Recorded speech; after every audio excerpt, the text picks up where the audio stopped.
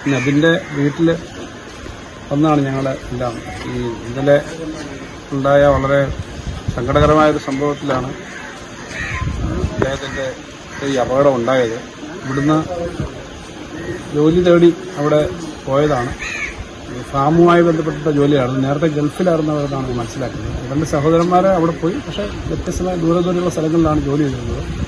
ഇത്തരത്തിലൊരു അറ്റാക്ക് പുറത്തുനിന്ന് അതിർത്തിക്ക് അപ്പുറത്തുനിന്ന് വന്നു എന്നുള്ളതാണ് പ്രാഥമികമായിട്ട് അവർക്കെല്ലാം അറിയാവുന്ന കാര്യങ്ങൾ.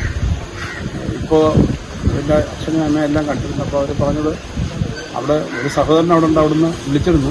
ഇന്ത്യൻ എംബസിയിലെ ഉദ്യോഗസ്ഥന്മാർ പ്രാഥമികമായ കാര്യങ്ങളായിട്ട് അന്വേഷിക്കാൻ കോൺടാക്ട് ചെയ്തിരുന്നു. അപ്പോൾ അതിൻ്റെ നടപടിക്രമങ്ങളൊക്കെ ഇനി പൂർത്തീകരിച്ചൊക്കെ വരേണ്ടതാണ്.